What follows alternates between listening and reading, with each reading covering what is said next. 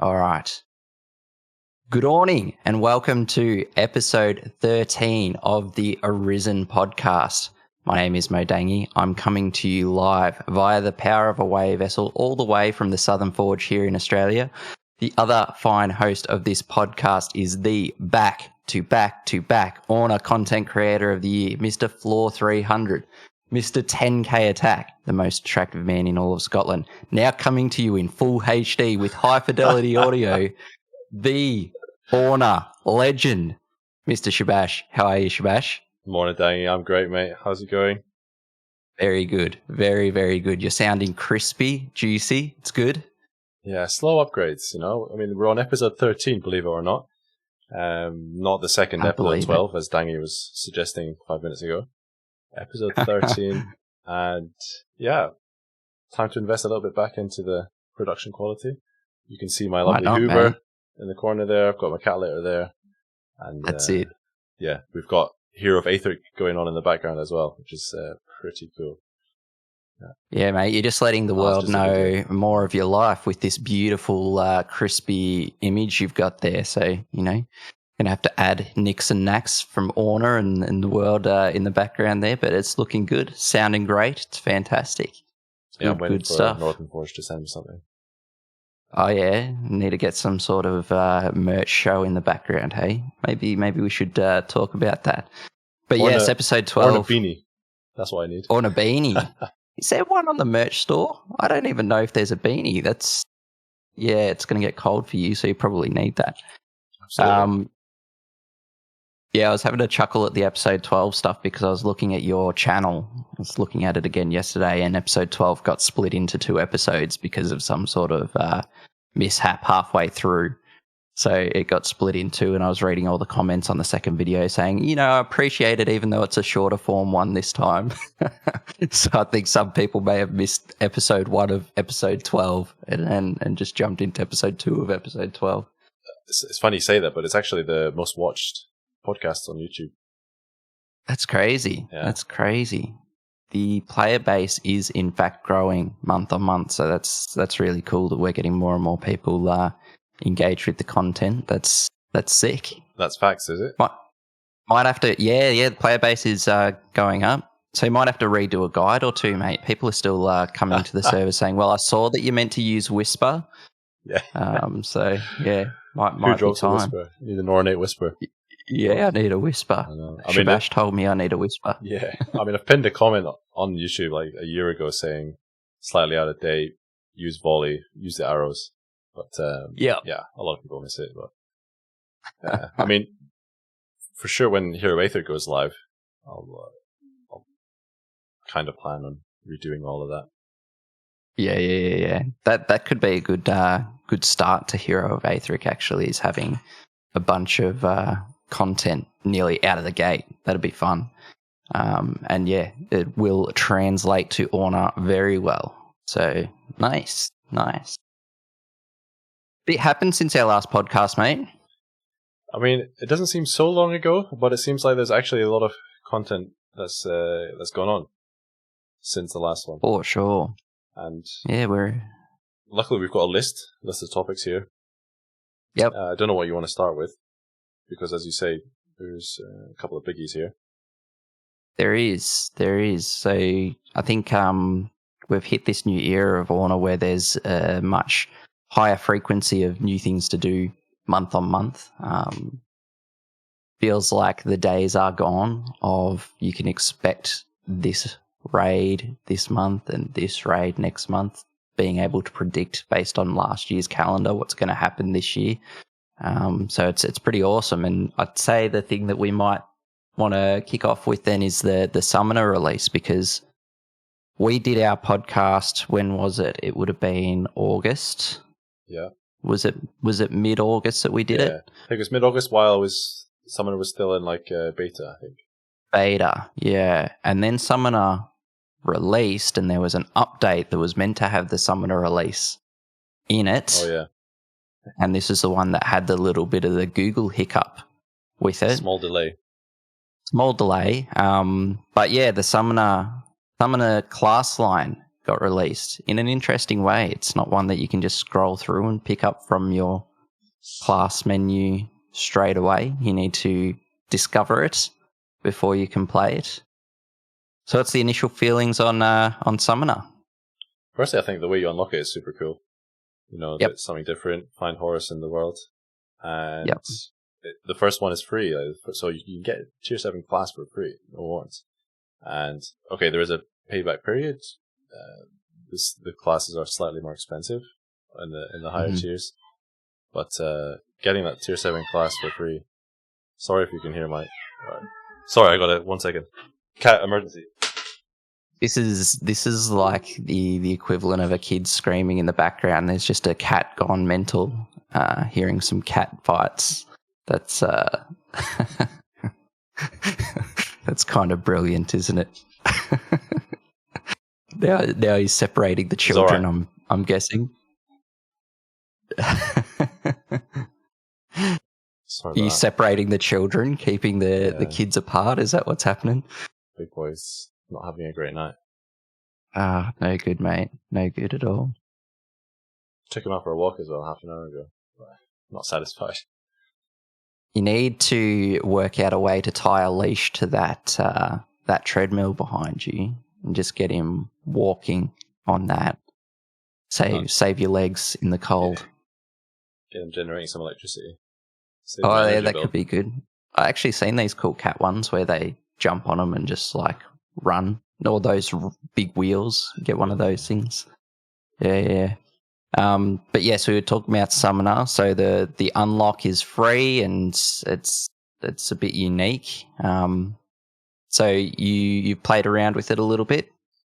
So I have been waiting to kind of wait until the whole Summoner line was kind of fully fleshed out, because I know it released, there was a couple of things expecting to change, and then there was the Blood Pact slightly overpowered thing, and it feels like now it's had its first couple of balanced patches, and it seems like a good spot, so I'll probably start looking more into it from tier 7 on.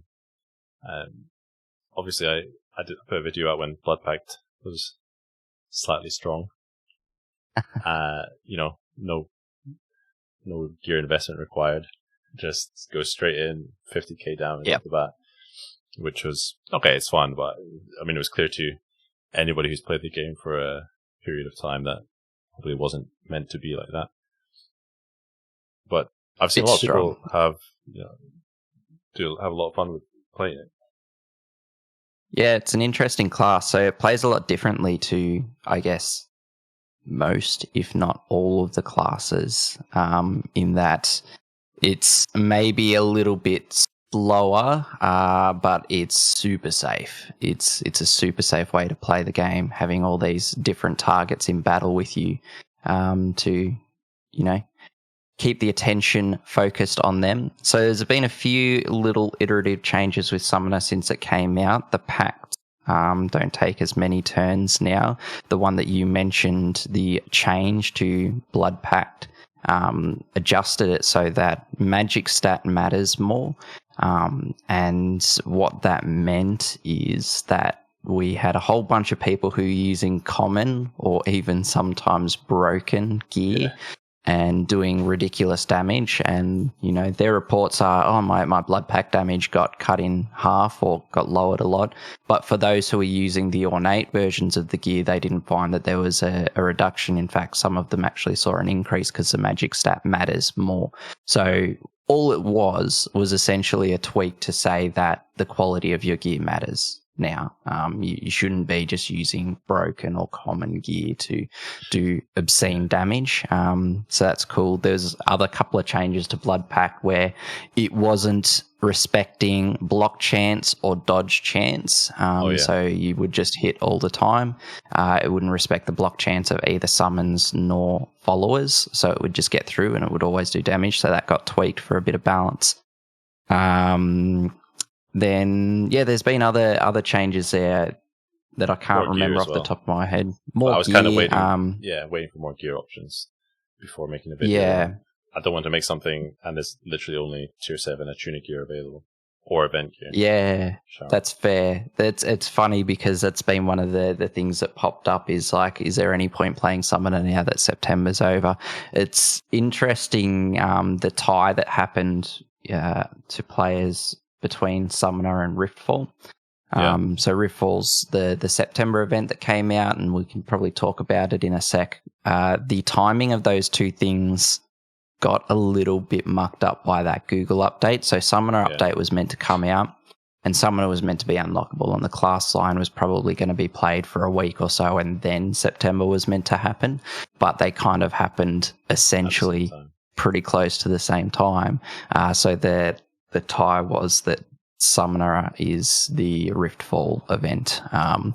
So yeah, there's a little bit of a concern from a few people that there's not going to be Summoner gear, but you can rest assured that there is more Summoner gear coming, and it'll be both event tied but also not event tied. We are adding more content to the game all the time, so there'll be more gear for sure. But what has been really interesting, sorry, I'm just saying that's ideal. Yeah, exactly. It's what'll happen. There'll be more gear coming. But what is happening, which is really cool, is seeing like a few, say, tier 8 players or tier 7 players or tier 9 players able to do world raids for longer than they had previously. Once they get all their summons out there, they're surviving for a lot longer. One of the tweaks or the changes to Summoner when you turn on faster animations is now all of the summons turns kind of roll into one, and they do like a Gatling gun or machine gun sort of thing, where it just all these numbers spray on top of the boss. So it's sped it up a little bit, but it is slower, it is safer. It's such an interesting way to play the game.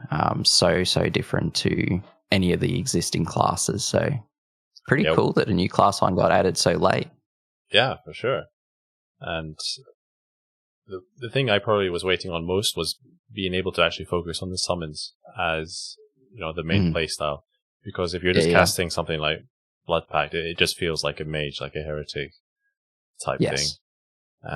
So that's kind of one of the main things I was waiting for, and really focus on Souls of Sharon and boosting your not pets, your summons.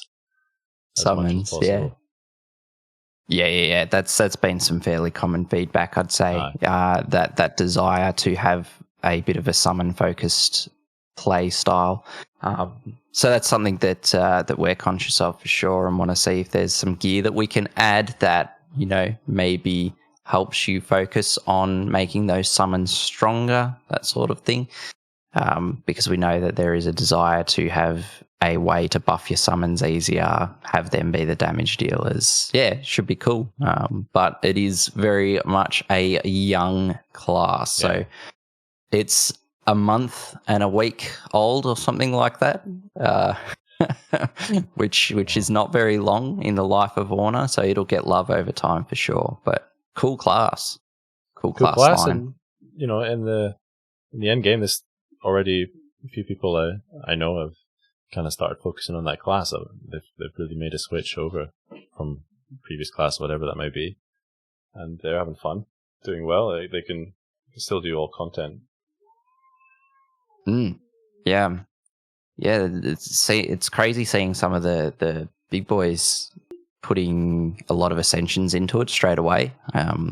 So awesome, and that'll help us too if we have a bunch of investment in it.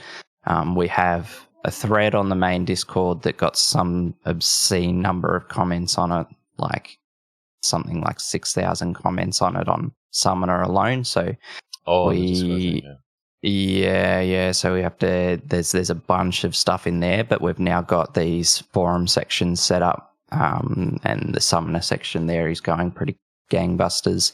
People chatting a lot. So yeah, it's gonna get, as much as it gets attention, will help us see what players want and give us ideas for content to add in. See where it's at. I mean, you've already added new summon skills this month, which is pretty cool as well. But we'll come on to events, And why don't we start with the Riftfall event, which was last week? Why not? So Riftfall marked a pretty monumentous change, which we've got listed sort of there in our dot points as well, as it had a quest attached to it for the event. But as an event, the concept, I mean, like I get a little bit excited about this stuff because I get to be part of the talking about it prior stuff now. And I thought that the lore stuff was really awesome in Riftfall. The judges, I thought it was a cool concept to add into the game. And yeah, pretty interesting event, I guess, quest line and how to unlock all of the content. So we had with dragons, we had to do the codexing of dragons, which was the first time we've had to kind of really do anything for our for our events. And then this time we had to follow through a quest line. How did you find it? Did you like it? Yeah, I did like it. And this month as well, I like a little quest line as well. So overall, I'm a fan of the little quest. I think the difference between this month and last month was, at least at tier 10, completing the quest line allowed you to farm the tier 10 Arisen mobs. And, you know, as an event gear, you know, you only have 1 month to chase this gear. So you got to think about how quickly you want to maybe complete the quest and how much time you want to farm these items. If you're a thief, warrior, or summoner. And honestly, I don't remember how long it took. I was on holiday, I think, when I did it. I didn't do it straight away. So it took a couple of days 2-3 days to complete the quest. And it was maybe around a week into it that you started, that there was quite a significant change you guys made to make it slightly easier. I can't remember exactly what the change was. Maybe you can remember. Was it adding them to dungeons? Or was that a bug? So there was an add to dungeons at some point that the bosses were always on the final floor of dungeons. Yeah, not the bosses, but I think the mobs. The mobs got added to the world pool. The shades, the T10 shades, got added to the world pool. The quest shades, the quest mobs. I'm pretty sure they were supposed to be in dungeons, but there was a bug. But it took a few days to change it. Yeah, okay, gotcha. Possibly. It's a bit of a memory test. I mean, it was a while ago. Can't remember right now, yeah. But there were a couple of tweaks. I mean, like what we try to do, one thing that we have to do is we have to make sure that day one isn't what causes changes for things, because day one we have a lot of feedback from people who may be expecting to get an entire event done in a day. Yeah. So we have to give it a day and just see what things get worked out. What's been awesome, there's been this real great trend in our communities across the board on both your server, the main Discord server for Orna, but also just across different kingdoms and whatever, is when people are trying to work it out, there's a lot of help coming from... Oh, yeah. I'm just checking that that's still an Orna video there. A lot of help coming from mates and community members. So we give it, we read things. If there's legitimate bugs on day one, we can fix them pretty quickly. But otherwise, we try to just see how it plays out. And then those next 2 to 3 to 4 to 5 days, we can sort of work out how realistically difficult things are or whatever and make tweaks, because we do want people to have fun with it and we do want people to be able to actually get it done. So we make those changes, which is what's happened this month too. So that's very likely that there were little iterative tweaks during Riftfall for sure. Yeah, I mean, as I said, the thing with Riftfall, there was something to farm for the whole month, so you're kind of incentivized to do it as quick as possible. Didn't take too long, to be honest. And, one of the best ways to do it was actually to do GPS gameplay, funnily enough, and in a game such as Orna, was it? And I think once a few people realize that, really cuts down on the time you need to grind out the quest, let's say, get that rift lock, and then if you're at least tier 10, then start farming the the item, the chain blades or the shield or whatever, or the titanium, and the Sharon stuff, or titanium. Wow. Yeah. Foxstone. Yeah. It was interesting to sort of watch that GPS thing is something that we probably grew up on a little bit, but we have a whole contingent of players who grew up in a COVID era where GPS wasn't really their normal gameplay loop. So they're probably a little bit more used to staying a bit sedentary, a bit stationary, and getting things done at home or via way vessels. The Riftfall one's a great example, as is this month's Hallowed event. When it initially was the way it was, you could see things a lot easier if you just exposed yourself to more refreshes of enemies, which is by getting distance between you and, playing mobile. If you jumped in, if you're a passenger of a vehicle, be it public transport, bus, train, whatever, if you're in a taxi, if you're in a car, somebody driving you around, you will see so many refreshes of monsters, and you could get through the Riftfall quest a lot quicker, as you could with the Hallowed one. So it is sort of a little bit of a return to that GPS is a benefit style, which people will get more and more used to over time as it continues, I think. You can slowly encourage people to step outside again. Yeah. But I think that on the whole, Riftfall was pretty cool. It was such a new concept, adding in a quest line.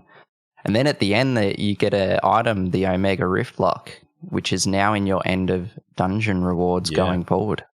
Very interesting, and similar this month, right, with the Aklovea. Yep.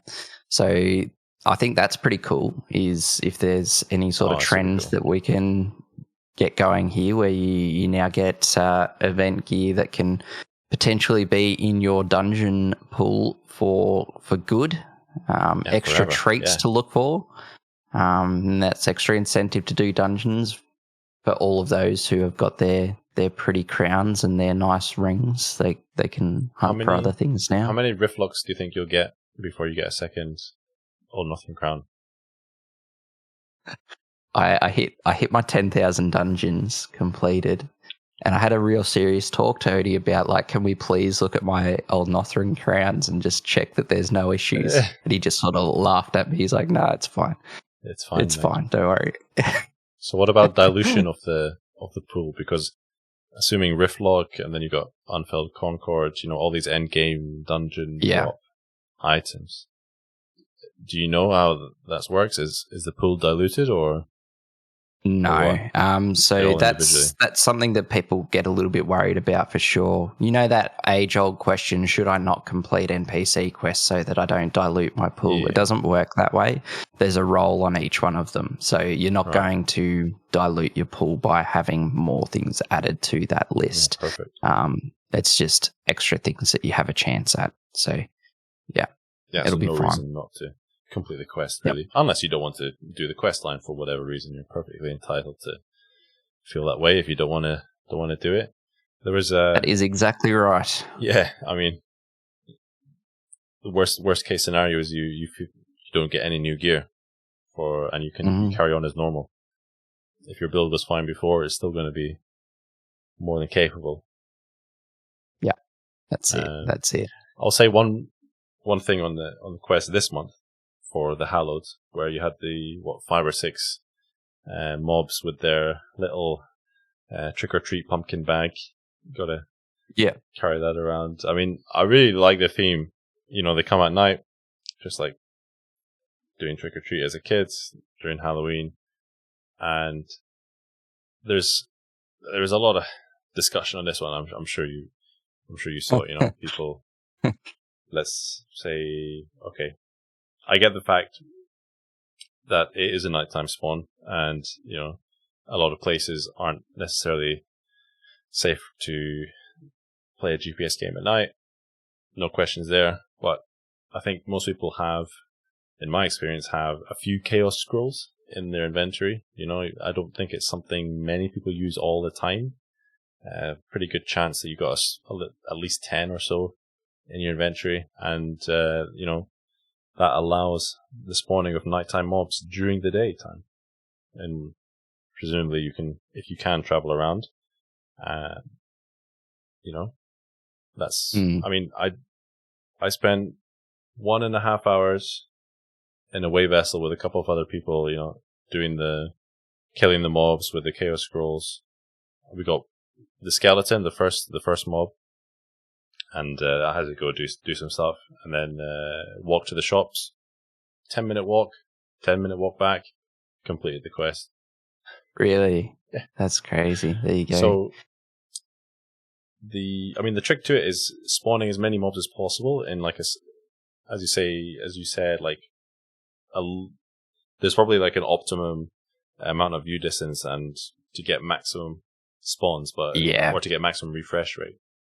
Obviously, if you're in a moving vehicle, if you're going fast enough, every time the game updates or the game refreshes, like every 5 seconds or whatever it is, you get a full new screen of mobs, and that can be like 20, 30, 40 mobs, depending on, you know, if you've got an Amity that increases monster spawns as well, Band of Gods, Occult Candle, all of the stuff, and you probably get a new, well, with thinking back to Riftfall, with the shades, every refresh you'd get 3 or 4 Arisen shades to kill, and you got to pick one out. Like, what are you actually chasing?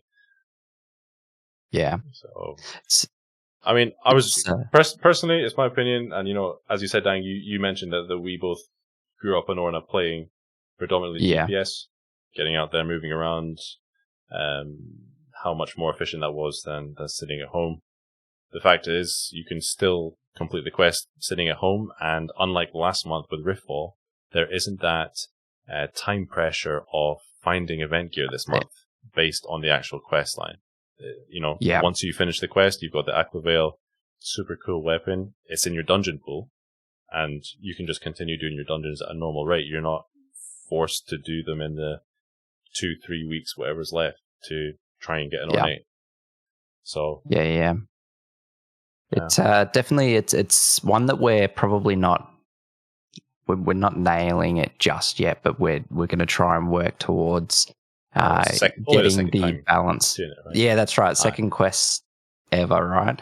And we're going to work towards a good balance between hitting a reasonably completable quest line for players who maybe engage in our game but don't engage in our communities, you know, aren't sure how to do things, so can work it out slowly or play it a little bit more casually than you or I, while also giving something for the players who are a little bit more hardcore about things. So it's an interesting balance. The mobs thing, and I'm just looking at your chat here, there's one from RAHIM about how a 10-minute walk won't get him out of his view distance range.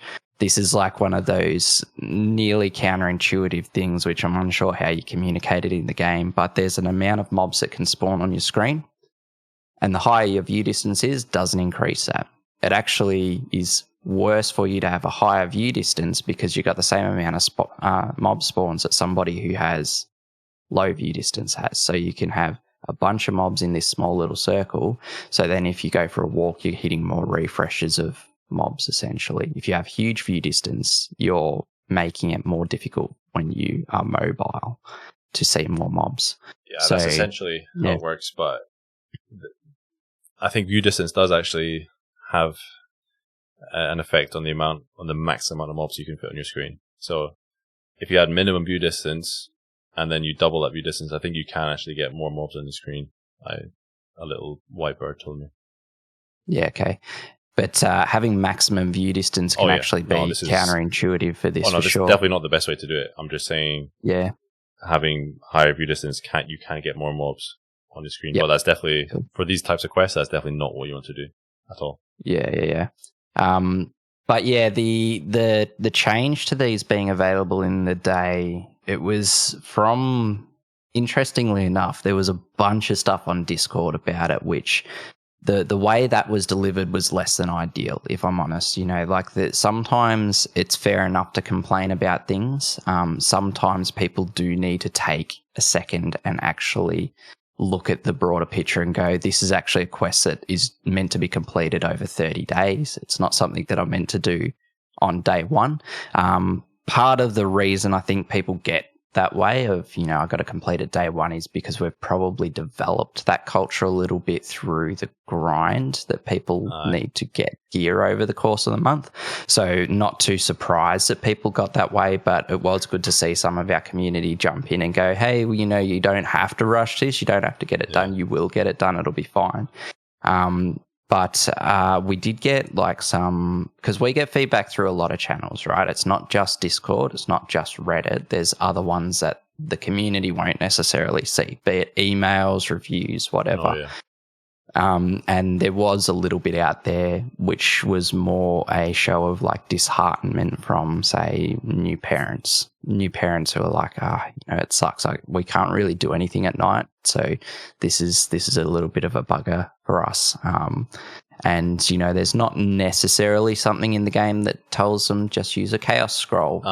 Chaos scroll is something that you'd probably discover either through chance or by going to the community. So we do want people to have fun with this, and we'll try and work it out so we can nail it a bit better in future, where it is a little bit more transparent about the easier way to get that done, while also trying to strike this cool balance of we like that it's a little bit of research involved to get things done. That's kind of cool, I think. It's awesome that people come to the community for answers. Yeah, I mean, you've got it seems like you're bringing out like a quest NPC for these quest lines. I mean, there's, I don't know, potentially the way that your NPC will, if you start the quest, but maybe after 1 day or 2 days you haven't made any progress, give the NPC a little exclamation mark and you'll say, oh, have you tried using a chaos scroll or something? That's interesting. That's actually an interesting idea. You should see we have these team meetings, and we've got Odie and Havel there, and then you'll have the likes of myself, Coven and Pearly, and we'll just go why don't you just do this, and tell them little ideas like that. And easy, the reality of coding something like that. Just do this. Yeah. It's super easy. I've got a great idea. But that's actually kind of cool. Like a time-based trigger of you haven't made any progress. How are you going? Here's a tip. The easiest thing would be to write the tip in the normal quest dialogue, PC dialogue. But then, there's a little bit less discovery involved. But I mean, the majority of people watching this or listening to this podcast is not going to be in that, player base. Most likely, they're going to have access to information from the community, and they're going to search that out. And most of the time, even almost any kind of kingdom with any kind of community, they'll know, okay, these mobs spawn at night. Yeah, use a chaos scroll, because let's say average kingdom has, 20 players. Chances are one of them's used the chaos scroll before and knows what it does in some way. But I mean, in terms of increasing the access to the quest, I mean, as you said, only the second time we've done it. Assuming you're going to do something similar very regularly going forward, then you see how it goes, you learn from it, and improve on it next time. So I'm just that's it. Yeah, I'm just wondering how many mobs we'll have to kill next month. How many meters I'm going to have to walk next month in the middle of the night. Well, I mean, there is a little bit of a reality here where we had 2 really high intensity months back to back. We had the Draconian Era, which, people hit that month harder than they possibly have any Orna month. Yeah. So, save maybe Arisen Morrigan, the second time round of Arisen Morrigan's, the Morrigan sisters, people went pretty hard. Draconian Era, though, was something else. It was crazy. I think I only did Draconian Era for maybe 15 days. But that was the most intense 2 weeks that I've played Orna. And I didn't play the last 10 days of the month. I was like, I'm done.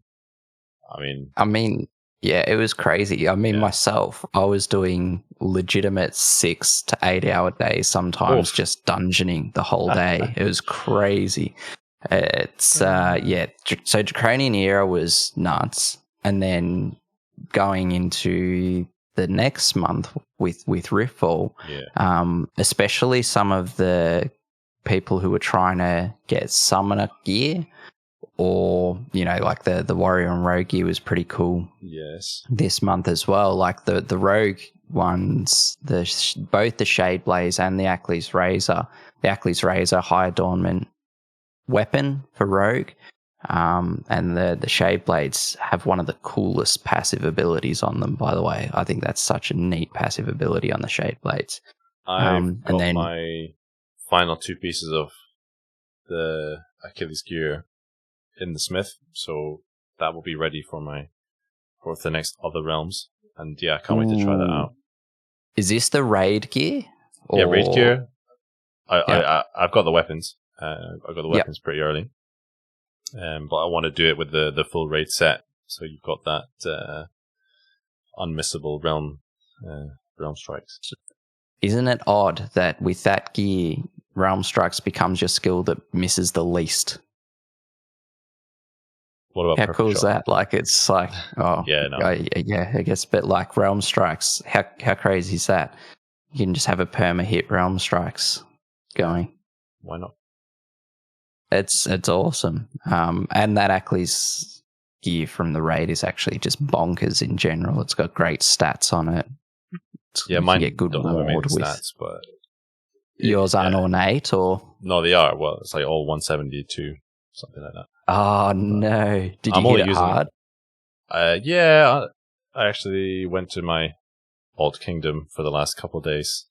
Yeah, spent a lot of Kingdom Horns, even though they're really cheap raid, which we enjoyed. Very spammable. But I didn't really go super hard for most of the month. But I only got one set of. I only got the helmet really. Yeah. So I went to try and get the full set. Just so I can make a build with it. So decided to try that with the Shade Blades, increasing the damage on per crit. That's just a dream for something like Other Realms, where you're expected to last for many, many turns. Because I definitely wouldn't use it on my normal build, because with normal Kingdom raid damage limits, I'm in and out in a few hits. Don't want to spend time changing my build for that. But for Other Realms, definitely going to have something as efficient as possible. So you're going to use the full Ackley's raid head to toe, and then Shade Blades as the weapon, and then presumably a crit Amity. Of course, 40% more damage. Do you do it with Oracle, or do you do it with something else? I'll probably do it with Raider. Or, okay, I mean, if I want to use my smelly mushrooms, I won't do it with Raider, but I'll see. Yes. Yeah, give both of them a try. There's not really a downside to, you lose some Orns, I guess, but you can swap while you're in Other Realms and try it. I mean, Orns are easier to make than smelly mushrooms, and generally I'm a tight bastard, so I don't like to use the mushrooms, even though I've got a few in the bank. Well, maybe I'll use a few. You'd have over 100. You can try. Over 100, yeah, for sure. Yeah, When are you going to use them? Hoarder's mindset. It's so funny because I reckon there's people who have held their smelly mushrooms since the first time they come out, because they're like, there's going to be something that I need them for.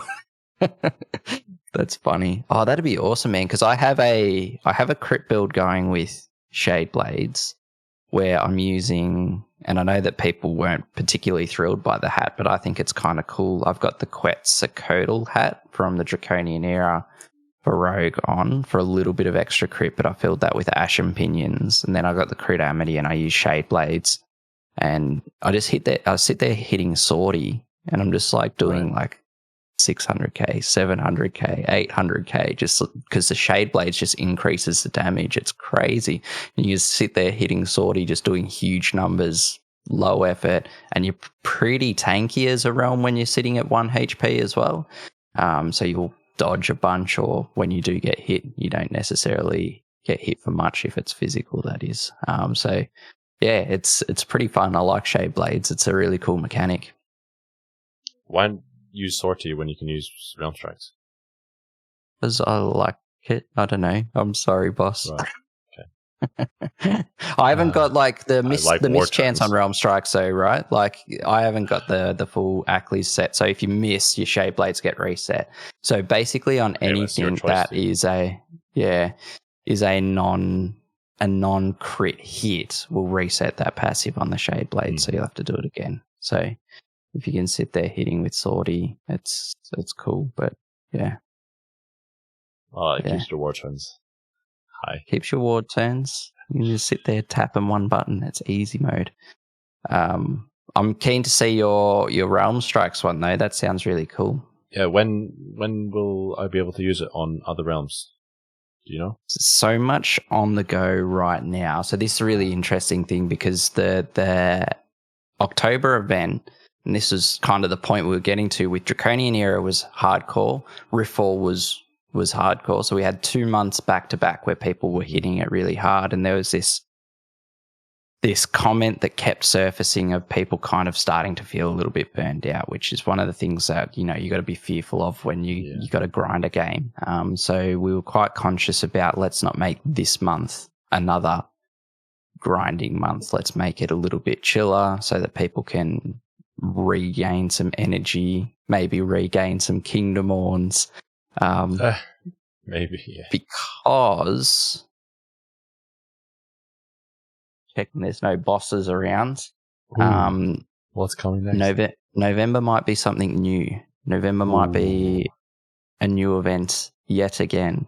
So we've got some cool things on the cards. And I think that at this point people would have heard the phrase Towers of Olympia. Oh, yes. So we've got that in development currently as something that we would like to have to the community, hopefully at least in testing form sometime before the end of the year. And then we've got a whole new event that we would like to do come November. So there's a whole new event come November as well. So that's kind of to wrap up that thought that I had before, but answer that question around the other realm stuff. We're very conscious that people want that as a regular thing.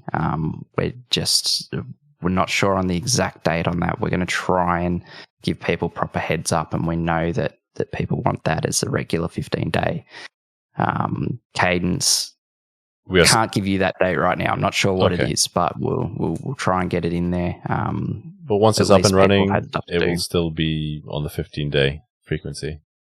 That's what the aim is currently. Yeah. I mean, when we were originally going to do it, we said 8 days, but it would have burnt people. Yeah, I think 8 days was hard doing that. 15 should be okay, though it's not even hit that ever before. It's just been random tests here or there. 6 weeks every 6 weeks. Yeah. Yeah, so it's I hope 15 days isn't too much or too frequent. I'm not sure. You can go more frequent than currently, for sure. Yeah, well, that's fair. But this month is the shorter, less complicated answer. But that doesn't tell you when this month. So hopefully we can give you a date sometime soon. I do say it to Odie as much as I can. When's Other Realms? Soon. So yeah, soon. But I mean we've got lots of content in the interim. I mean, like we've had the Riftfall one, lots of fun. We talked about the rogue gear. There was summoner gear. There was Gilgamesh gear. Oh yeah, we haven't got on our list. There was a Gilgamesh change, mate. Oof. Gilgamesh is back. We didn't even put that. God. It's back. Should be the name of the podcast. Back. Yeah, that's what it should be, because that's my name on Discord, the Spiked Shield. Oh, right. Yeah. Hey, mate. So there's cool gear. The Gilgamesh gear that came from Radar, I thought was sick. Not just the Spiked Great Shield, which 20% bonus to any ward consuming skills, be it diffuse ward or spike shield. with decent ward on it, couple of slots, so just juicy. Also stun immunity for those of us out there who were silly enough to get rid of their steady pendant many moons ago. Cool item. But the head piece and the leg piece were awesome as well because they gave you back HP. There was a little bit of a bug with those when they come out. Did you see that people discovered a little bit of a exploit with those items? You'll have to remind me. So the headpiece and the leg piece from Radar, they give you both HP and mana back when your ward takes damage. So kind of like the built-in passive skill for Gilgamesh, but it also gives you HP, and pretty cool. It's a real survivability passive. But it wasn't quite respecting the hits that would kill you when it originally came out. So people kind of worked that out, and there was a bloke on your Orna Legends server actually sharing it, how he was doing endless and whatever by just as long as he had any sort of ward recovery, it was actually impossible for him to die. Right. So he was just sort of exploiting it a little bit. So we kind of found it out in a little bit of a roundabout way. We'd love people to let us know when there's exploits rather than just utilize them. Is just a side comment. Wow. But it's just a bug. Yeah. But yeah, that was a thing. And then the chest piece for Rada was super cool. Huge ward on the chest piece. So it's the second highest ward chest piece outside of Surta chest. So this is talking strictly ward, not the bonuses HP that come from HP and mana. So it had a base ward of 6% on a common, so it was really high. And then it had juicy stats on it, and it had a passive on it that reduced the damage that you took from dots. Okay. So it means that you could more reasonably use your smelly mushrooms and whatever and raid with it. But then the big change for Gilgamesh was around two skill sets, I guess, around guarding strikes and spike shield. Did you want to run through the spike shield things and stop me talking? Well, it doesn't crit now. What else? It hits hard as hell. I mean, you got like I don't know how exactly to describe it, but you got like a scale where you start off with Spike Shield 1, which has higher penetration, but kind of lower top-end damage. And then you've got Spike Shield 2, which is kind of in the middle. And then you've got Spike Shield 3, which has lower penetration, but much higher high-end damage, top-end damage, if you like. So, as you grow your Gilgamesh and your board throughout Tier 10, you kind of get more options available to you. Spike Shield 1 is unreal for endless.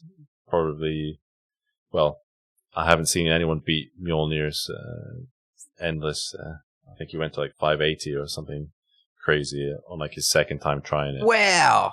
Did he go 580? Yeah. Wow. Okay. He wasn't even trying. He's like, I've not done endless in about 2 years. Let's see what the new Gilgamesh is like. Boom, 580. That's crazy. I think it was a Berserker Arisen Hydra took him down. Obviously, this is a guy with like 100 odd ascension levels, by the way, so realistic. But I mean, I've just thought about what the biggest change is now. I mean, Gilgamesh just doesn't care about accuracy or dexterity or anything now. It's just Spike Shield, just only a 5% mischance. Yep. Problem solved, eh? Yeah. Yeah. So it's interesting. The change is so weird because I guess like myself being a little bit naive, I expected a fairly large celebration for this change, and people seem to be somewhat unfazed by it and like, I don't think it does much. But now they've been playing with it, they understand the impacts of those changes, and they're huge. You know, the penetration of Spike Shield 1 going up is a really big deal. Makes it very usable for a lot of different content, and it separates that skill from Spike Shield 3 quite a lot, because it used to just be the same. So the terminology in the community was M1, M2. I think that stands for multiplier 1, multiplier 2. Internally, we use damage and multiplier, and the damage went up. And range, no? Range, sorry, yeah, and the damage went up, and the multiplier isn't there. I even forget what I was saying there. The damage used to be the same for all of them, and it's gone up for Spike Shield 1 so that it can get through defenses easier, but the range is still higher there on the Spike Shield 3. So your potential ceiling on Spike Shield 3 is higher. But then the mischance coming into things just makes it super, super usable now. Because the big problem with Gilgamesh was that you had this gameplay loop of, you do your Divine Bastion, all your buffs, you do DC or Deific Channel, and then you'd start Spike Shielding. And if you used Spike Shield 3 and you missed, you lost 30% of your ward. Your passive went down, so your attack went down. Your ward was down, so your attack went down. And then you could either try and use Spike Shield again, or you could try and recover ward, which is wasted turns for DC. So DC would potentially drop off. And it was kind of this frustrating loop, relatively survivable, right? So that's, something that it had. But a lot of the complaints are around, at this point, all the classes are survivable, save Realm Shifter getting poisoned, I guess. But because people have been playing for so long, they got good gear, ascended, whatever. But yeah, it was a good change. I think Gilgamesh players are really enjoying it now. We're seeing people play Gilgamesh a bit more regularly. They can do a lot of the content again, especially with Sway Fencer getting sweep. So, you can do Horde, you can do Endless, you can do Rage, you can do Dungeons, you can do it all. So, yeah, it's pretty cool. Pretty cool change there. And then Guarding Strike's got a penetration buff as well.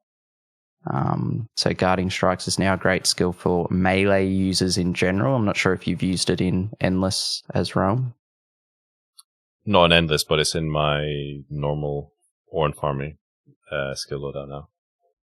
Yeah, cool skill. Because I don't have max crit, so Sortie sometimes doesn't crit. So I've got my setup that Guarding Strikes will kill off the fallen tier 10 bosses on Oracle. So that slotted straight in.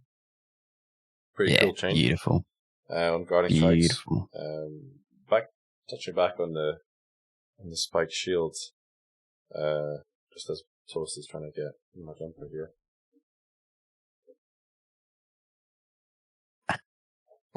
Sorry. I mean, yeah, you did mention the gameplay loop using Spike Shield. It was fairly frustrating before, but if I remember correctly, it didn't used to consume wards when you missed. I think that was a nerf that came in once, back in the glory days to try and tone it down a bit. But yeah, personally, I don't really understand making it, giving it just like a straight 5% mischance out of nowhere. I'm not saying it's a bad thing. I just don't really understand it. So a big lot of the commentary from Gilgamesh players was just that they have no way to counter a mischance from low dexterity. So was there any discussion to tie in dexterity to their, I don't know, the amount of ward they have or something like this? I mean, I don't know. To just give it a straight 5% mischance seems, I don't know. It seems like, okay, too strong is what you're saying, or? Well, for me, it's strong. You have a deity on 1 HP, all the buffs up, Spike Shield 1, no problems. I just wonder if there's any discussion to how you're going to sort out the gameplay loop of, because I'm not going to lie, it was frustrating when you miss. I think I tried it in Endless back in the day, and I'm like, I'm not trying this again. Because missing and losing your ward, and then having to regain your ward, and then hit again, and then you miss again. Of course, this is not fun to play at all. Yeah. But because Gilga has like no dex, that's why its miss rate is super high compared to all the other classes. So yeah, that's right. I'm just wondering if there was any discussion on any other ideas. I think that it's going to be something that we just monitor just like everything else, right? I mean, the reality is that it doesn't mean that it's a win button for Gilgamesh's. They still have to respect defense. So that comment you say about the 1 HP deity doesn't mean it necessarily kills them. They can still zero it out. There's other options. Yeah, exactly. Depends who you're fighting. You've got a build that you're making right now where you won't be able to miss either. So there's options out there that exist for deities and realm shifters and whatever. I think it's just one that we just monitor. I know that there was a bunch of simulations done with a lower miss chance, and it was not playing too well, particularly on a PvP side. If it was any lower, like say a 10% miss chance, it was starting to not play too well. I know Odie runs a bunch of simulations on this sort of stuff, but we'll monitor it over time. It's a fairly, I guess, painless thing to add in, to change, and has seemed to work pretty well, and we haven't heard complaints about it. Probably, I guess, like you talking about it now, but otherwise not really seen that come up too much from people. I saw it all at the start, but I think, most people had forgotten Gilgamesh existed, so nobody was really that bothered about it. I'm just checking how many ascension levels I have left on Gilgamesh. You didn't reverse them all? Yeah, I did, but I put some back in. Yeah.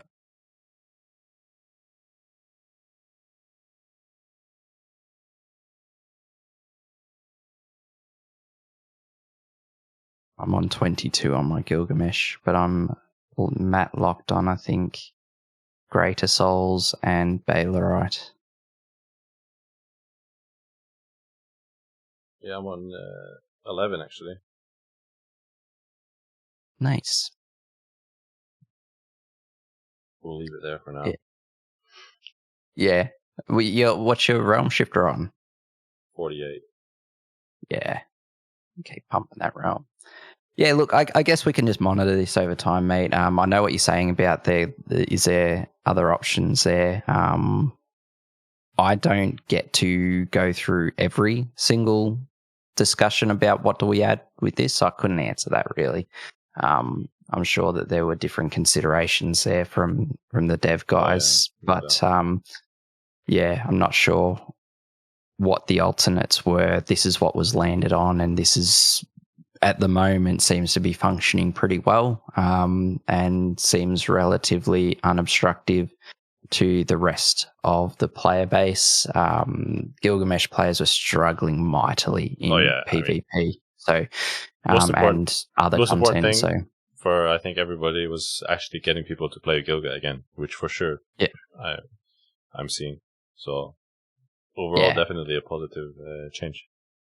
Yeah. So there might be, if it does get egregious, again, we keep an eye on it. That's the beauty, just constantly balancing this stuff. So yeah, keep an eye on it. But overall, pretty cool. So talking about studio and discussing changes and stuff, you went on a little road trip, or maybe road trip is a bit doesn't do your trip justice. Little trip, yeah. So we met as a studio for the first time. So that was a face-to-face meeting in Canada. And for those who haven't picked up from my accent or don't know, I am Australian and live in Australia. I live in the south part of Australia. So it was a bit of a hike for me. Travel there and back, including layovers and whatever, was around 30 hours. Nice. And got to meet the boss man face to face, which was, a little bit of a dream. You do the whole, pinch yourself moment, because couple of years ago, I started playing a video game, and now I'm standing in front of the developer of it. It was pretty cool. So yeah, we got to meet up, got to meet Coven, got to meet, you know, Odie, Havel, Pearly, Flax, Natrix. It's awesome to get to see those guys in person, and we got to do some really cool brainstorming sessions. You know, so it's guys must be easier doing that in person than on a Teams call or whatever. Yeah, I mean, we're pretty familiar with each other we use Google Meet, I think it is. Teams equivalent sort of thing. We are pretty familiar at this point, and our meetings are always funny. We've got this weekly meeting that's booked for an hour that always goes for about 3.5 because we always get too excited about stuff that we're talking about. That's why the guys don't necessarily need to tune into the podcast, because they get to listen to me talk endlessly every week. But it was so awesome. Sorry. Nothing. Please continue. So, you know, like everyone gets really excited about the content that's coming, but the brainstorming sessions for those they're so fun, right? Like getting to talk about all of the things that we could do, and then trying to work out a way to rein it into what we actually can do, you know, versus what we put on the let's do later. And the let's do later list now is just astronomical. It's huge.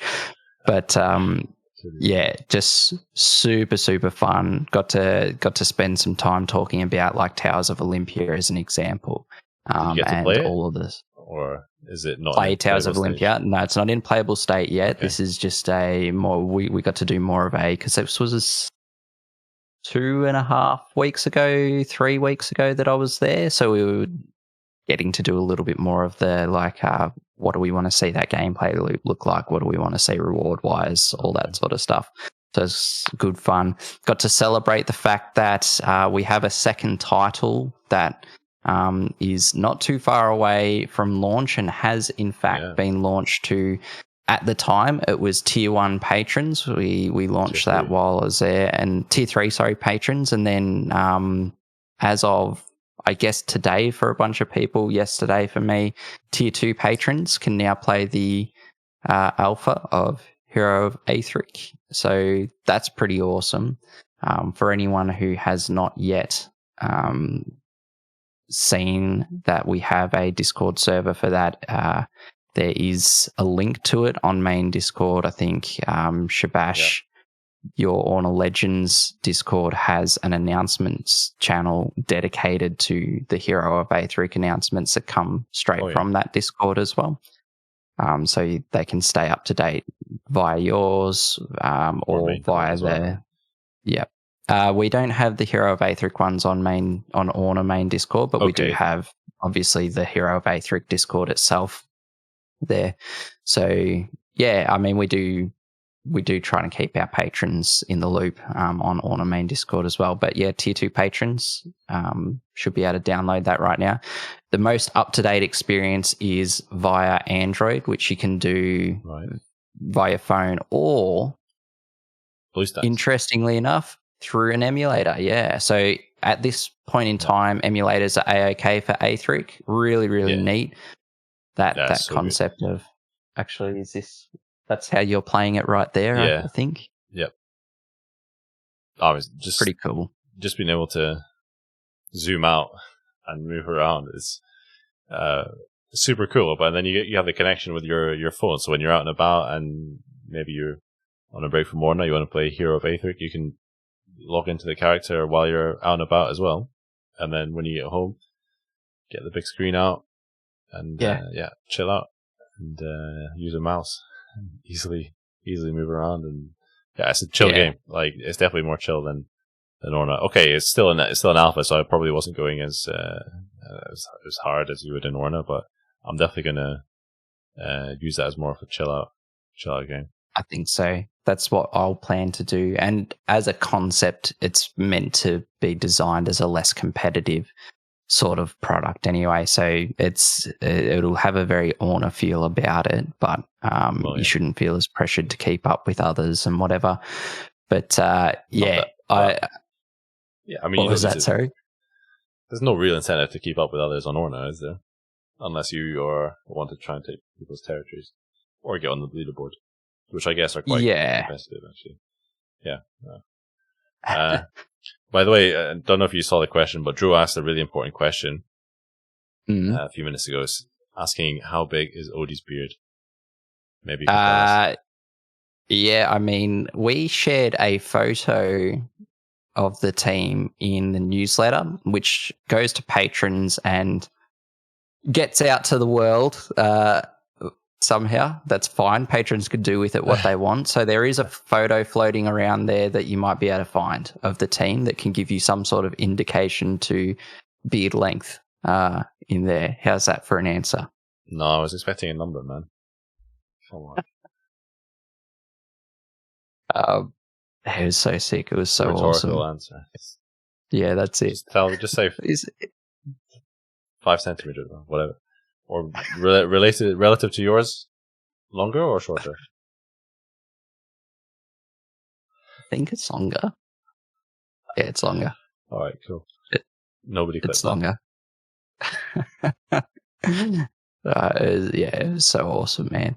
Yeah. We'll have to. What we did talk about while we were there is we need to work out a way in future, as this product grows, of course, that we should try and do various meets in different places with some of the community. I don't know when, how, where.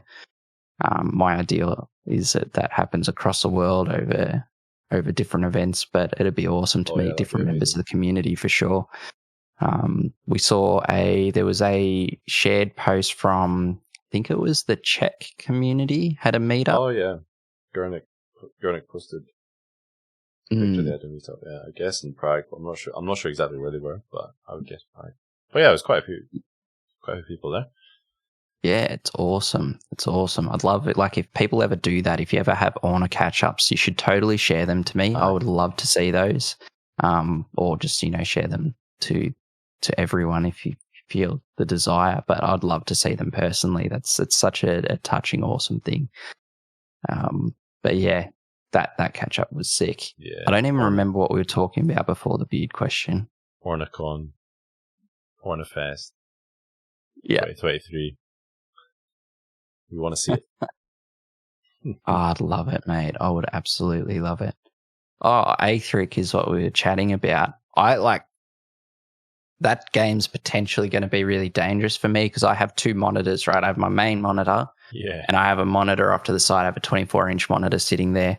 So I still have a day job. People know that, I think, but so if I have my day job, often I can already get distracted by having Discord sit there and try to be helpful and whatever. But if I have Hero of Aethric just on my monitor there, and then when I go out to, see friends or family, I can pick it up on my phone and keep playing it. That concept is something that is just so cool to me. So, my plan is very much to have Hero of Aethric be my more passive game, I guess, your casual passive game, and I'm still going to go hard at Orna because I am a GPS player at heart. So, Yeah, and you've invested a lot of liters of petrol into your Orna character so far, so no reason to give up now. I mean, I guess you completed the quest for this month, right? I have. I completed the quest. I didn't find it too hard, but we have a little bit of an arrangement in my household now that Orna kind of counts as work. So if we go anywhere, my wife drives and I get to play. Claim as mileage, mate. Yeah, well, but yeah, it's awesome. I always say to my wife, I'm like, I can drive if you want, but I need you to do something for me. And then she's like, I'll just drive. So then I get to play. So yeah, doing the Hallowed event as a passenger in a regional area where everything is like 30, 40, 50 kilometers away, it wasn't too challenging. You just sort of have to be on the phone with the refreshers and you got stuff done. But yes, the only thing I haven't done is got my old Hallowed blades yet to actually hand it in. That's probably the thing that took me the longest, to be honest. I think I shredded like 60 summoning scrolls because I was one of those guys, I gotta do this day one. and I did it day one, Yeah. and I haven't done a dungeon since. It's been 1 week. I haven't done a single dungeon. No, I'm recovering from the last 2 months of awesome events, which I've grinded super hard for. I went super hard day one. You know, did my 10 minutes of walking with a Chaos Scroll, did my 10 minutes of walking back, did that part of the quest, found all those mobs with a pumpkin handbag, and then 60 summoning scrolls, because I'm not going to blast through, the kingdom raids by myself, just so I can do it day one, and got those old Hallowed blades. I think I had like 3 or 4 non-standard quality blades, which was super annoying. But yeah, got those handed in, and then got the Aglo Veil, and opened it up into my end of dungeon loot pool. Haven't done a dungeon since. Haven't done a dungeon since. Well, that's the thing. I know I'm going to be doing hundreds of dungeons in the future, so it's there when I come back to it. So that's it. No, that's good. All you need to do is get it done this month. That's it. Yeah, and there's still 3 weeks. More than 3 weeks left in the month. So. Yeah, that's it. I need to start hitting Pumpkinhead though. I've got a bunch of Rada left. I want the old Hallowed blade. For the quest. I still haven't got one. No, I got to get it for the quest, but I just want one. I haven't had one. I never got one the years that he's been here. So, all right. I would like to have one. I think there's a really cool sweep build that exists with the old Hallowed blade for sure. So I'll keep trying. Why specifically old Hallowed blade? It's a melee weapon with cool mana on it, and it's got high attack, so you can get it up to 2,000 attack, I think. Oh yeah, easily. Yeah, and it's got mana on it, which is really handy for a sweep build. You want mana there. Or you can have a mana regenning Amity. Yeah, you still need a decent chunk of mana though, right? Yeah, you need a bit to start with, yeah. But Jewels of the Deep exist. Yeah, I got Jewels of the Deep in. Oh, you know what? I was fortunate enough to get because I used 311, which was every single one of my summoning scrolls on the mimics, because I really wanted the Carl's rings, because I wanted an ornate Carl's ring, a second one, because it got a buff. Let's talk about this buff, eh? You must have been in Odie's ear every single day since last year. If anybody missed this. Legitimately. So, the Mimic event last year lasted, was it the whole month of September? I think it was the whole month of September, right? Yep. And of course, you got the tier 10 Carl's Ring drop from the Mimic Ring, from the Mimic World Raid, Mightiest Mimic. And yeah, super high stats, but at this point last year, it was only high stats. And Dangy spent all his scrolls. I need an ornate tier 10 Carl's Ring, because Dro's got a Demon Forge one, and I need an ornate one. And he got his ornate. I'd never seen a guy spend so much time doing world raids. Every day I'm asking Dangy what's up. Yeah, killing my world raids. Every time I go to his wave vessel at home, my phone dies. I'm just like, God, get me out of here, man. September ends eventually, and like the next day. So, you were chasing that because at the time that was the top accessory for max ward, right? Because you were still smashing the Gilga. This was pre-Gilga Wilderness days. Gilga was top of the game, and Dangy was top of the Gilga game almost as well. And 2 days later, Mimic event ends, and Immortal Ring from Immortal Lord tier 9 gets some ward on it, immediately invalidating all the hours that Dangy spent trying to get the best ward accessory. It got its HP doubled as well. It went from 500 to 1,000 or whatever it is max. It was more. Was it not more than doubled, and then eventually dropped down? It was like 400 to 1,000 or something. Was it, or 400 to 1,200 or something? Yeah, I think it got to 1,200. Then it went down to 1,000 at 200%. But the ward, just like a 2% ward, it gave you like, I don't know. At the time, it was like 5 or 6k ward, maybe even more. Which back in those days was a lot of ward. And but now, Dangy in the ear of Odie every day. Hey, I think Carl's Ring, the tier 10 Carl's Ring needs some ward on it. Not even close to a joke there either. Like that was basically how things happen. Because I started with Northern Forge in October, so we had this event, Carl's Ring Chase, in September. I used all of my scrolls, half of Shabash's, half of Buximus's, half of other people's, trying to get this ring. Got an ornate, got thrilled, jacked. High mana and war and HP, so this is the ward ring, and then Immortal's ring. I mean, like Dro's story's nearly more gutting because he got the Demon Forge Carl's ring, and then the Immortal's ring came out, but he managed to fluke into a Demon Forge Immortal's ring somehow. Well, his Dro is sort of to be expected by now, but but then he gets 17,000 ward from his Demon Forged Carl Ring. I mean, sure, okay, God Forged Carl's Ring by now. Plus everything else, it's on there. Legitimately was in Odie's ear about like, don't we think Carl's Ring should have some ward on it? I mean, like Immortal's Ring is kind of screwing it right here. There's no chase for it, whatever.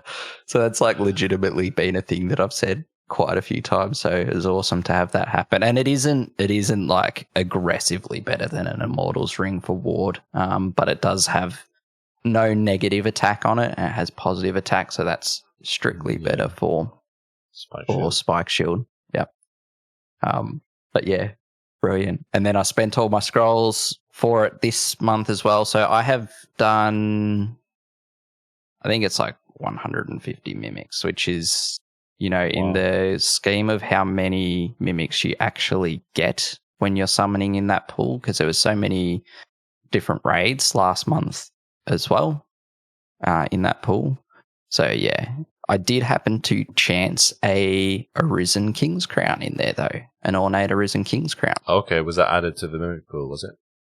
Yeah. So there was a few cool items that got added to the Mimic pool. So we got the Arisen King's Crown got added. There's like a couple in there, like the Great Phoenician Shield, Arisen Hell's Feathers, Surta's Cuirass, Arisen Surta's Cuirass, Mightiest Mimic Head, all the Mimic Heads that got added. Yeah, the Mimic Heads, yeah. Yeah, I think there was only 2 of the pinions were Crimson and Emerald pinion, but the Gold and the Azure pinion got added or something like that, or maybe the Emerald and the Gold got added. No, the pinions have always all been in. All 4. Okay, it has the Mystic Guitar, Beguiled Mystic Guitar, and Mystic Guitar. It didn't exist this time last year, did it? Yeah, so they got added in. There was a few things got added. It's the juiciest world raid, for sure. The amount of stuff you can get in it.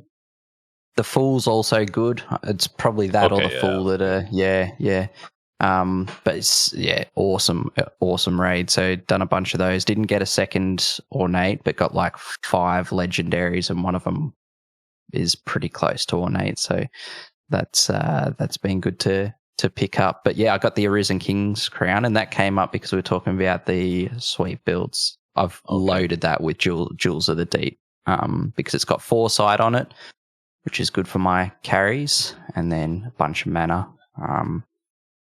Still don't have a 5% mana recovery Amity, though. Yeah, I mean... Is there a place I can look for Amities? Like, is there a place that... No, there is. I was just going to say, you are using an Arisen King's Crown. I mean, normally most people would use an Old Northern Crown, but in your case, What's I understand. That? What item do they normally use? I haven't heard of that one. It's pretty good. You should get one.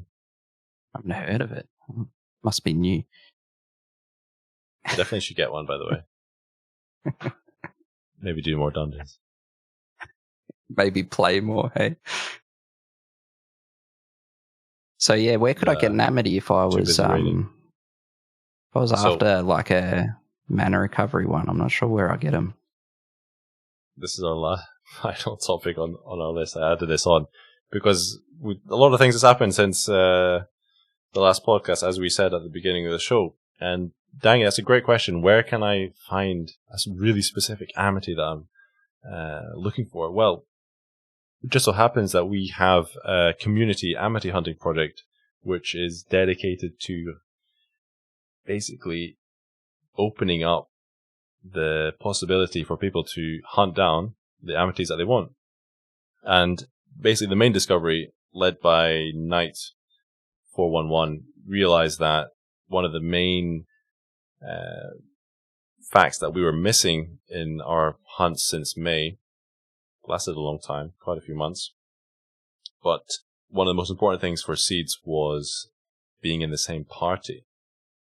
We knew that the seeds changed per hour, and we sort of had an idea that it was location dependent, which kind of turned out to not be the case. But we also knew that the question and answer that you selected from the end of the memory hunt, the final node, did affect what amity you got. But we were originally hunting in such a way that we were expecting to, force a specific bonus from amities based on, the order of the memories, like do specific order of memories, do like the wheel, then the portal, whatever. So that's not actually the case. You can't really change that. So what we realized instead, what we can control is having loads of people do amity hunts in the same party, and we kind of collect this data over the week, and we have a big spreadsheet, which is quite I'm not going to lie, it's pretty dull to upkeep, but we try and keep it fun. We have a kind of experience gain system going in the Orna Legends Discord, so kind of incentivizes people to contribute. But we throw as many people doing amity hunts in the same party during the week at a time, so we get a big list of amities, and because the seeds repeat at the same hour of the day for the whole week, it's probably easy to explain this if you watch the guide video, but basically you can check the list, see if there's an amity that you like, and you can visit the party at the same hour of the day and make sure you choose the same question and answer from the same node, and boom, you get your amity. It's honestly been, I wish if it wasn't me as leader of the party, we probably would have had more data on this, but we've had hundreds of people come do amity hunts, and then hundreds more people come and find good amities. It's been a pretty huge project, and so, yes, we're just starting it, really. I mean, we're at a stage now where a lot of the high hardcore players have a lot of the best amities that they want, at least on a superior quality level. So they have one really good bonus, for example, 40% crit, or 5% mana recovery per turn, or you start battle with 5 war turns, or there's a few others like 50% positive status duration, keeps your Davic channel up for a long time.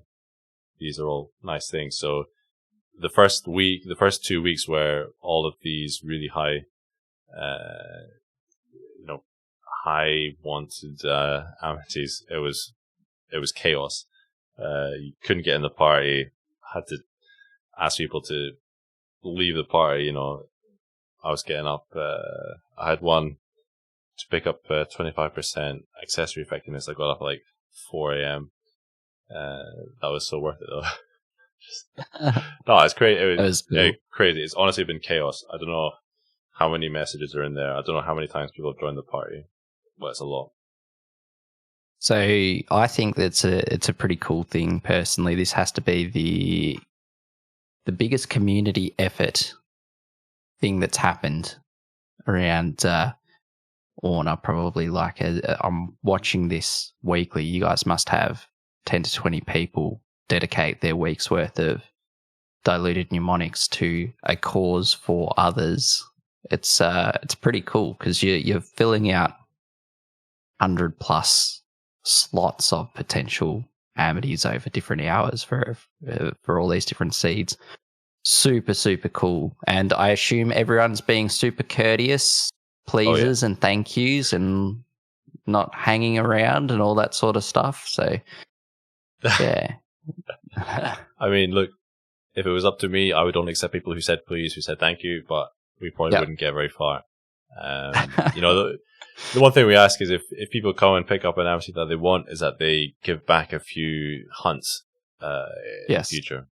You don't just hoard your mnemonics and then you come, you pick up 40% crit damage amity and then you fuck off and we never see you again. At least until you come back for another amity that you want, I have to say there's been most people, they come back and they do some hunts. And the beauty of it is like the more people who give in a little, the more everybody can get out of it. Because if you only have, let's say, 10 people doing hunts for the week, you might only find 50 amities for that week. But if you've got 100 people doing only one amity hunt for the week, you've got double. So the potential to find something nice that people would actually want is much higher. So yeah. I mean, it's a really interesting kind of social project, really. And I think this week was fairly quiet. We had it gradually every week until this week was more people doing hunts, more and more hunts. We got 1 week, we had something like, 400 hunts or something. We almost we almost like completed the weekly board. It was pretty crazy. But at that point, it gets pretty taxing to keep up the spreadsheet. Even with kind of reduced activity now this week, there's still amities that are really juicy that people want, like 50% positive status duration, 25% accessory effectiveness. It's just pretty quiet now because most people who are aware of this have already picked one up. Well, the one percenters, right? The ones who are sitting there watching that like a hawk, waiting for the stuff that they want. I think it's like one of those cool community discovery things. It's like a little Easter egg in the community. Play Orna for a little while, and then you start to get involved with the different discords, and then you find out there's this cool little patch of the world that exists that's pretty helpful, and you can work together and get some cool stuff. I think that's a really cool concept personally. So well done to you guys. Knight done a really, really good job, and then it looks like your team that you have working in that little space is working pretty hard and being really tolerant, patient, all that sort of stuff, and trying to get people a good cool new little toy to play with when they desire it. For builds, it's opened up so many builds, and as you say, the guys in there are doing a great job. I don't put any pressure on them, by the way. It's because myself, the last 2 weeks, I've not really done any upkeep, and we do all have lives. If we don't have time to sit on Discord for half the day, like Dangy does, so just whenever we're free, we have time to do it. We try and help people out, but I think overall we probably contributed to the largest increase in overall build power for most people ever. So cool that, and it's quite some time after the release of Amities, but people are really starting to understand how build defining Amities can be, and it's interesting to see the uptick in Oracle use. I don't know if you check the leaderboards and you see there's a bunch of Oracles on there and whatever. It's it's pretty cool. Doing a bit of Orn farming, you're going to use your Oracle with your 25% accessory one. Hey, congratulations, you're in order, right? You finally got a above superior Band of Gods, by the way. Oh, gosh. This is one other... I mean, Danny, hopefully one day you'll get the same feeling, but, with the crown. Took over 16,000 dungeons since to get something over superior Band of Gods. Gosh. So just think all the Orns I could have had. I could be Ascension level 200 by now,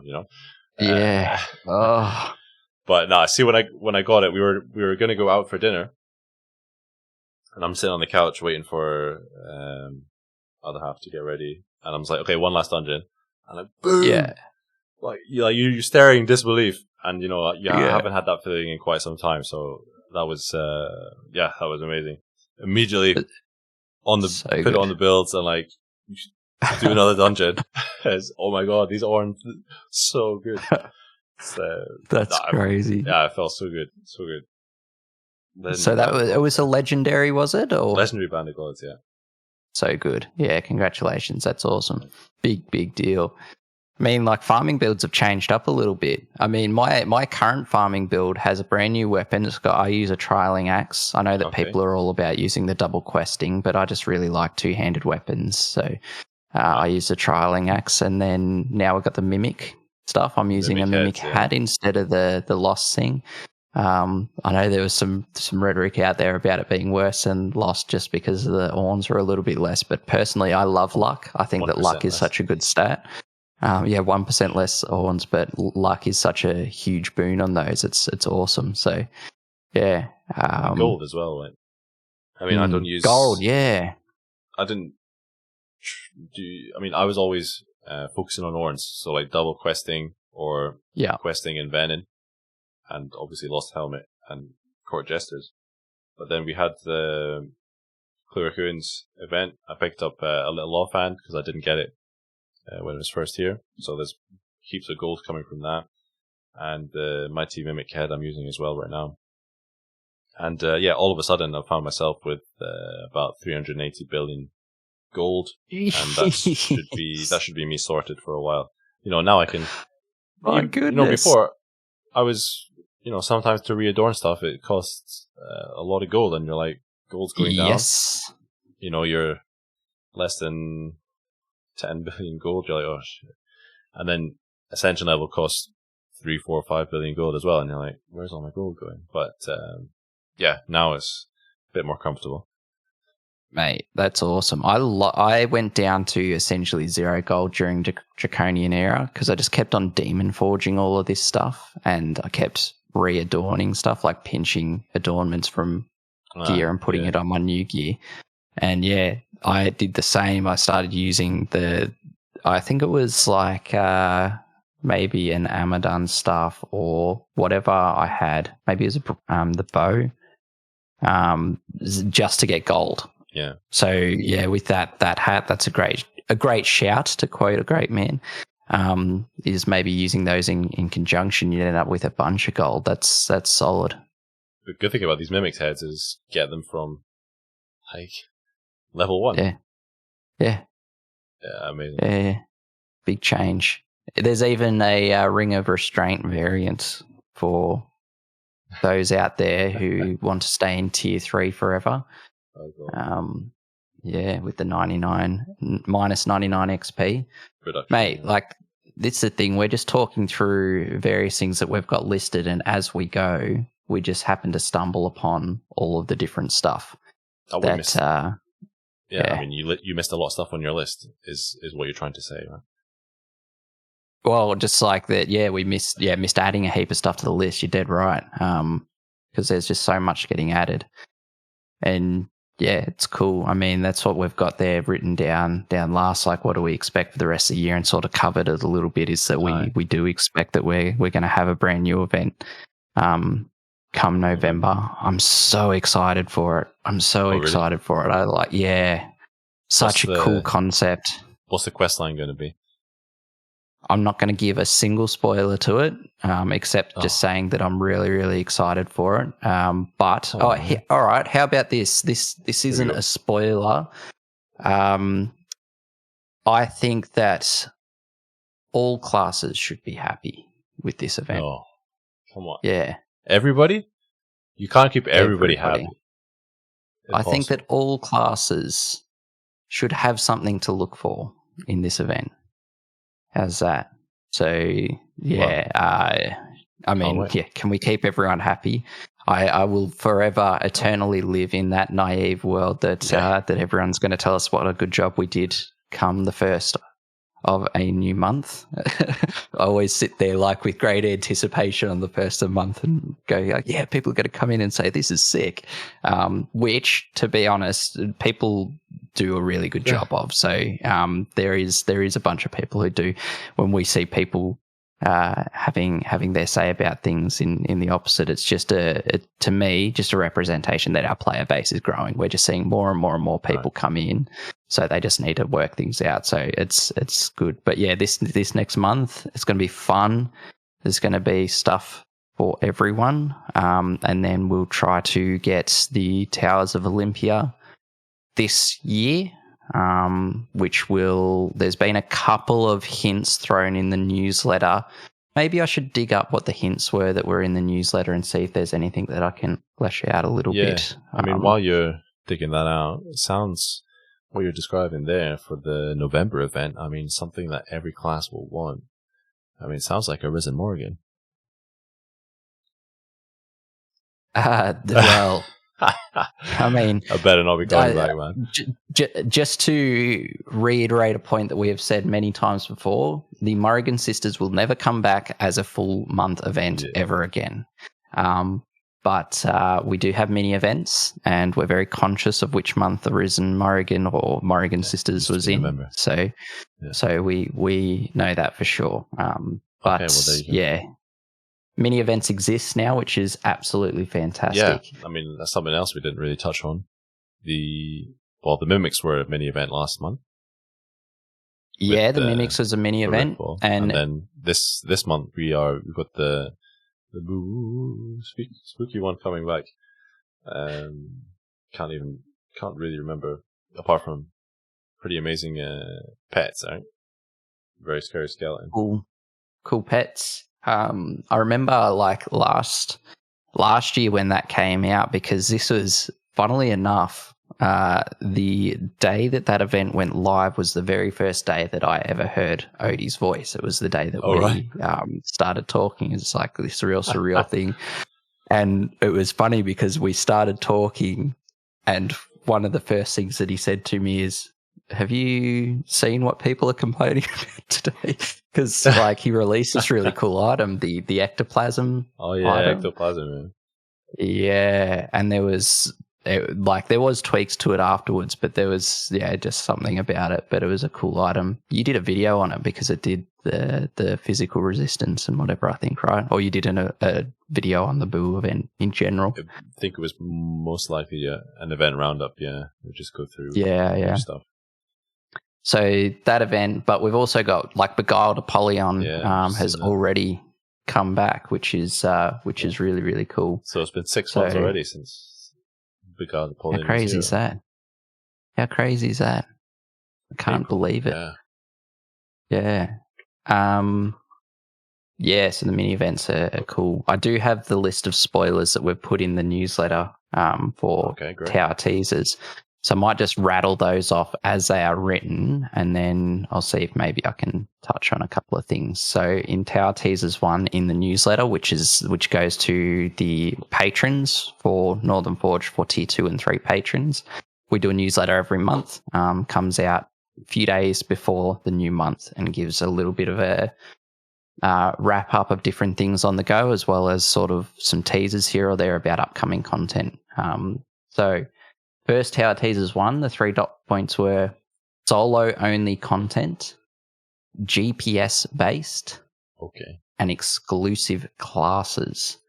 And then in Tower Teasers 2, in the most recent newsletter, challenging puzzles, weapon augments, and brain-melting choices. So I know what's coming. I don't know. Do you? That's a good way to start, actually. What's your guess? Well, I can't reveal everything, of course, but, this actually... Okay, so this is my feeling. Dangy, you were definitely not a Northern Forge employee at this time we had this conversation, so you should not be worried about what I'm about to say. Right, okay. Yeah, I remember us chatting a while ago last year on how we would make Orna better, or some things we would like to see, let's say. And you came up with this idea. Where like adding random effects to gear. So as a way to make gear like unique. And like, not too dissimilar to what Amity's have done, but instead of having a standalone piece of gear, you have something that, maybe in this case with Towers of Olympia, it's like you complete a challenge or whatever, and you get an augmentation stone. You use that on one of your pieces of gear, on your weapon, and it kind of rolls like it's probably going to add like a new line, which is basically like the augmentation line, whatever, and it will roll for like a random effect. Maybe it increases earth damage. You know, you can use the Amity bonus and malices as an example. Maybe it's going to add a malice as well. I don't know. So, what do you reckon? That sounds cool. Sounds very cool. Yeah, it sounds good. Mate, the concepts that we ran through are so cool on this, and like I'm not going to divulge too much here, just on the chance that it's not going to pan out to develop the exact same way as this. So it's probably pretty wise to keep as much under wraps as possible. But I mean, there's some really cool takeaways from these dot points. Solo only content is a really big deal. For a couple of reasons, but no alting, right? Yeah. That's a really big thing. Basically, you work your way up to get to this point where you're at an end game type of feel, and then you've got this content that should be a lot more challenging, a lot more difficult. And yeah, it's something that you do on your own. So you've geared yourself up, you've got yourself ready, and you're ready to face this challenge. The dot point around GPS based as a GPS player really excites me. Hopefully yourself. So, the concept that I hear when I see that is that you're going to go around the world and you're going to find these cool challenges to do. Ooh. So that's pretty awesome. The dot point around exclusive classes, I'd love to hear what you think about that. That was the one thing which I don't really know what the hell you're going on about here. Exclusive classes. I mean, the only thing that came to my mind was you have like a preset class set up for you that you have to use to do the challenge, but it doesn't really make sense to me if you've got your own character already. So, yeah, I have no idea. Or maybe I've heard that a couple of times. And then you have to select a class. Or the other thing, I guess, is that maybe certain challenges can only be completed by certain classes, or something of this regard. Don't know. I've heard that stuff. It's so interesting. Maybe this will be a really exciting spoiler adjacent thing then. What if I told you that this content helped you unlock exclusive classes? Oh, man. Are they tier 11 classes? So what if there was exclusive classes that you could unlock that shared ascensions with other classes? Like Arisen Realm Shifter. What if there was that as a concept? Is that somewhat exciting? You can remove the what if. Just tell us. So as a concept, it's so funny because this dot point I think didn't hit the way that I think people very much thought what you thought. This has been the common thing that I've heard. So this is, here we go. There's your thing to get excited about. This content will help you unlock exclusive classes. Wow. So exclusive as in it can only be unlocked via this content. So, but can be used in all other content? That's it. Oh wow. Interesting. Yeah. It's big. So this one I am absolutely jacked for. Yeah. So, I mean, assuming every tier 10 class has like an Arisen version. Okay, I'm calling it an Arisen version because you did mention that the new classes, maybe they're not Arisen versions, but they do share ascension levels with the previous classes. So I will use that as a thing, but that's like doubling the available classes you can play in tier 10. So, wow. Is that? So yeah. Do any of these pretty classes exciting have design space? Do any of these classes have steadfast? Or? I think it's somewhat reasonable to expect that the classes may be alternate ways to play, basically. Okay. So rather than expecting the same thing, it is a different way to play. So it's going to be like Gilgamesh with Mystic Feather, Realm Shifter with Steadfast 3, Fallen Beowulf with High Tenacity kind of thing. Yeah. Okay. Who knows? Cool. Such a cool design space, so yeah. So Towers of Olympia is big. I'm very, very excited for it. Coming hopefully in 2022, at least in a testing format. Yeah, I would say in a testing format, the aim is before the end of the year. So yeah, awesome. We'll look to do that, but all right. Big deal. Yeah, no, I'm hyped for it, man. Just as hyped as I am for the next podcast. So yeah, well, I won't be traveling now, so we should try and do one again next month. Apologies to all. Shabash was very ready to do another podcast, and it was me who held it up because I had a bit on. But yeah, checking out Odie's beard, it's fine. Yeah, that's it. Checking out the beard, but yeah. I appreciate having another chat, mate. This has been good fun as always, and hopefully we've got a whole bunch to talk about next time we do this. Yeah, great. Oh, that sounds really cool, really positive. Yeah, hope the chill month goes well and your Old Northern Crown quest comes to an end soon. Hopefully, dang. Sounds good, man. Sounds good. Thank you. I'll get it one day. It's okay. It's good to have something to chase, right? Well, exactly. Yeah, it keeps you playing. That's the thing. Keeps you playing. That's it. 16,000 dungeons later. Hopefully it doesn't take that long. I think I'm not at 11,000 yet, so right, more than halfway there, mate. Yeah. You're on the home stretch. Am I at? On the home stretch. Yeah, I've only just ticked over 10,000. So yeah. All right. Thanks very much, guys. Everybody tuned in live, and if you're watching this afterwards, thanks for tuning in. Really appreciate the love and support. Everyone seems to be enjoying it, so we'll be here, as Dangy says, hopefully pretty soon. Yeah, sounds good. Thanks, guys. Cheers. Have a great day. See ya.